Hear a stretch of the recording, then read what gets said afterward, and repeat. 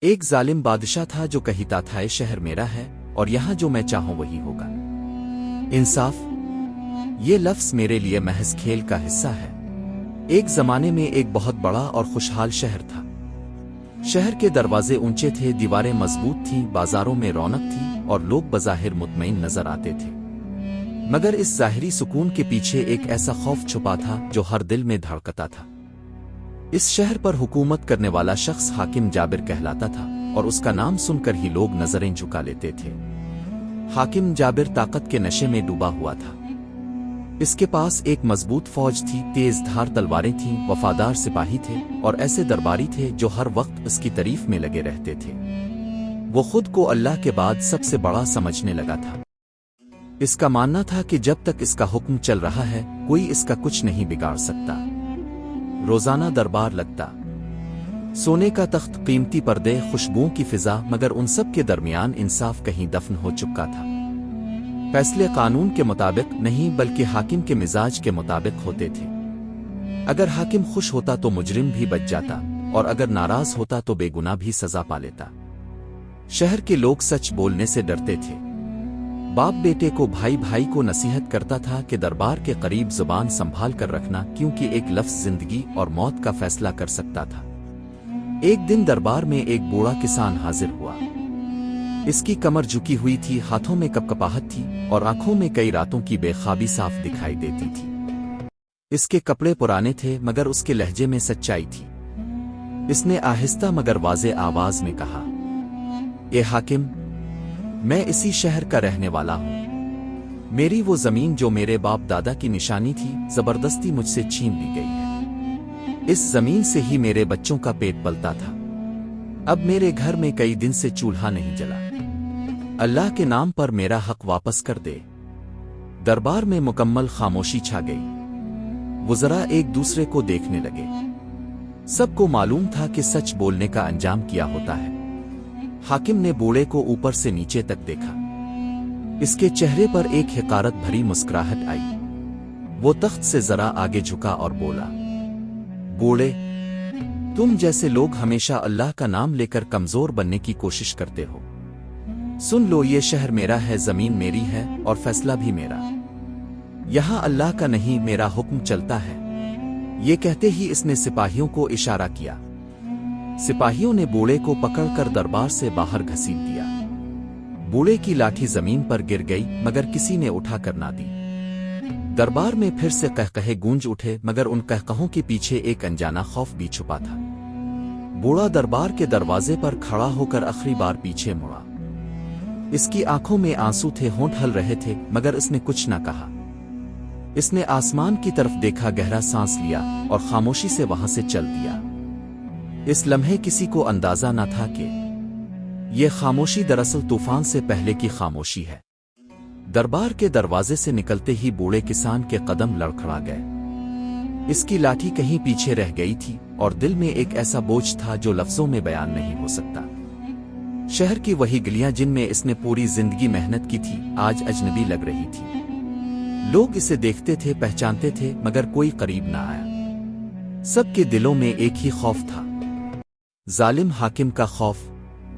بوڑھا آہستہ آہستہ مسجد کی طرف چل پڑا۔ یہ وہی مسجد تھی جہاں وہ جوانی میں فجر پڑھنے آیا کرتا تھا، جہاں اس نے اپنے بچوں کے لیے دعائیں مانگی تھیں اور جہاں اس کے باپ نے اسے سکھایا تھا کہ اگر دنیا کے سارے دروازے بند ہو جائیں تو اللہ کا در کبھی بند نہیں ہوتا۔ مسجد تقریباً خالی تھی، ہلکی سی روشنی، خاموش فضا اور ٹھنڈی زمین۔ بوڑھا ایک ستون کے پاس بیٹھ گیا۔ کچھ دیر وہ یوں ہی بیٹھا رہا جیسے الفاظ ڈھونڈ رہا ہو۔ پھر اچانک اس کا صبر ٹوٹ گیا۔ وہ سجدے میں گر پڑا۔ اس کے کندھے ہلنے لگے، آنسو زمین پر ٹپکنے لگے۔ اے اللہ! اس کی آواز راک راک کر نکل رہی تھی۔ تو سب کچھ دیکھ رہا ہے۔ میں نے کسی کا حق نہیں مارا، میں نے کسی پر ظلم نہیں کیا۔ جو تھا وہ بھی چھین لیا گیا۔ اگر میرا قصور ہے تو مجھے صبر دے اور اگر میرا حق ہے تو اے اللہ تو خود میرا انصاف کر۔ یہ کوئی لمبی دعا نہ تھی، نہ خوبصورت الفاظ، یہ ایک ٹوٹے ہوئے دل کی فریاد تھی۔ مسجد کی خاموش دیواریں گویا گواہ بن گئیں۔ बूढ़ा देर तक सजदे में पड़ा रहा, फिर आहिस्ता से उठा, आंखें पूंछें और दिल में एक अजीब सा सुकून महसूस किया, जैसे बोझ हल्का हो गया हो। इसी रात महल में हालात मुख्तलिफ थे। हाकिम जाबिर अपने शानदार कमरे में टहल रहा था। कीमती कालीन, सोने के चिराग और खुशबुओं के बावजूद उसके दिल में अजीब सी बेचैनी थी। वो बार बार वही मंजर याद कर रहा था, बूढ़ा, आंसू और वो नजर जो जाते हुए आसमान की तरफ उठी थी। फजूल ख्यालात। हाकिम ने खुद से कहा, मैं कमजोर नहीं हूं। इसने खादिम को बुलाया, शराब मंगवाई, मौसीकी का हुक्म दिया, मगर दिल ना बहला। रात गहरी होती गई और आखिरकार उसकी आंख लग गई, मगर नींद सुकून ना ला सकी। इसने ख्वाब में देखा कि वो अपने तख्त पर बैठा है, मगर तख्त हल रहा है, दीवारें सियाह हो रही हैं।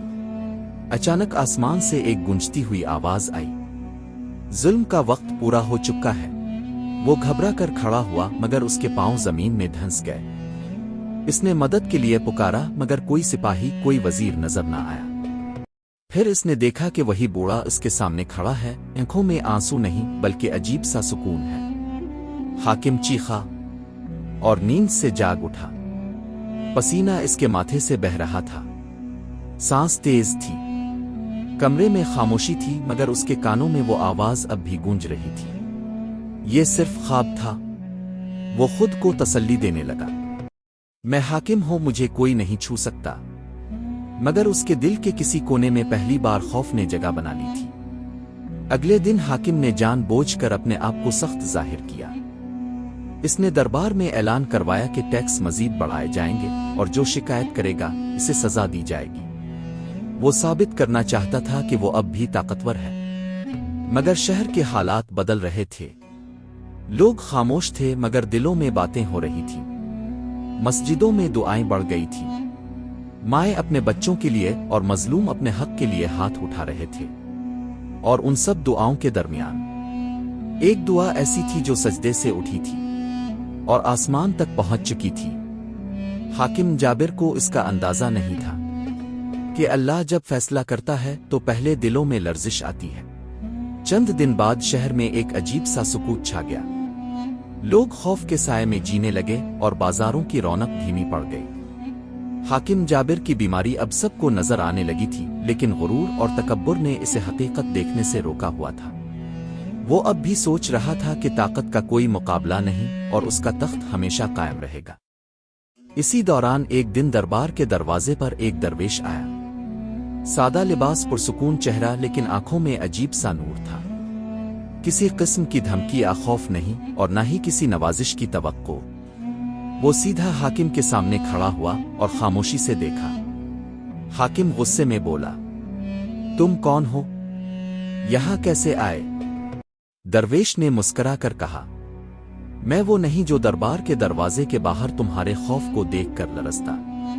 मैं सिर्फ ये बताने आया हूं कि जुल्म की बुनियाद हमेशा कमजोर होती है और अल्लाह का इंसाफ देर से जरूर आता है, मगर हर बार आता है। दरबार में खामोशी छा गई। वज़रा हल्के से कांप उठे। किसी ने कुछ कहा ना बोल सका। हाकिम ने गजबनाक अंदाज में हुक्म दिया, इसे फौरन कैद में डाल दो। मुझे ऐसे लोगों की नसीहत सुनने का कोई शौक नहीं। दरवेश ने सिर्फ इतना कहा, मेरी कैद तेरे अंजाम के मुकाबले में कोई चीज नहीं। तो अपने गुरूर में लगा रह, देखना है कि हक और जुल्म का क्या अंजाम होता है। इस रात हाकिम शदीद बुखार में मुब्तला हो गया। जिस्म जल रहा था, सांसें तेज, दिल में अजीब बेचैनी। हकीम आए, दवाएं दी, मगर आराम ना आया। पहली बार इसे ये एहसास हुआ कि ताकत और खजाने भी इसे बचा नहीं सकते। ख्वाब उसके साथ चल रहे थे। हर रात वो वही मंजर देखता, तख्त टूट रहा, दीवारें गिर रही और एक गूंजती हुई आवाज आसमान से कह रही थी, जुल्म का वक्त खत्म हो चुका है। हाकिम रोज बढ़ती हुई बीमारी और खौफ के दरमियान दरवेश के अल्फाज याद करता। वो रात भर जागता, कभी चीखता, कभी माजी याद करता। हर लम्हा इसके दिल में घबराहट बढ़ रही थी, मगर गुरूर इसे तौबा करने से रोकता रहा। शहर के लोग भी देख रहे थे कि ताकतवर हाकिम अब बेबस हो गया है। कैदियों की तादाद कम नहीं हुई, मजलूमों की हालत बद से बदतर, मगर दुआओं का सिलसिला जारी था।